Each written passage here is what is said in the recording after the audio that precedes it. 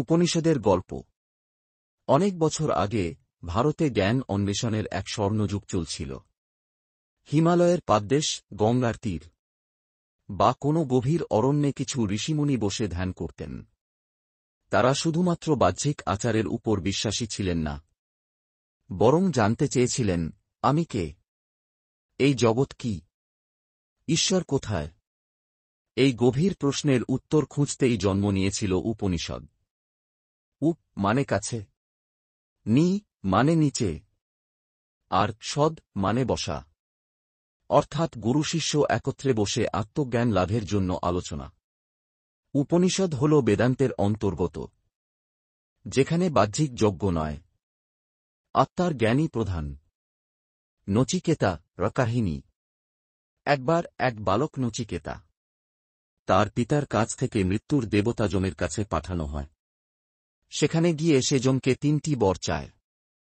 শেষ বরে সে জানতে চায়, মৃত্যুর পর কি হয়। যম প্রথমে এড়াতে চাইলেও শেষ পর্যন্ত নচিকেতাকে আত্মা ও অমরত্বের গূঢ় সত্য শিক্ষা দেয়। এই কাহিনী আছে কঠ উপনিষদে। আবার এক জায়গায় এক ব্রাহ্মণ তার ছেলেকে পাঠালেন গুরুকুলে। সেই ছাত্রের নাম শ্বেতকেতু। বহু বছর পড়াশোনা শেষে যখন সে বাড়ি ফিরল, তার পিতা জিজ্ঞেস করলেন, তুমি সেই জ্ঞান পেয়েছ যা জানলে সবকিছু জানা যায়? তখন শ্বেতকেতু হতবাক। এই প্রশ্ন তাকে পাঠিয়ে দিল এক অন্তর্জগতে, নিজের আত্মা সন্ধানে। এই কাহিনী ছান্দোগ্য উপনিষদে আছে। উপনিষদের মূল বার্তা খুবই গভীর। তুই সেই ব্রহ্মা, আমি ব্রহ্মা, এই সমস্তই ব্রহ্মা। উপনিষদ আমাদের শেখায়, ঈশ্বর বাইরে নয়, তোমার নিজের মধ্যেই আছে।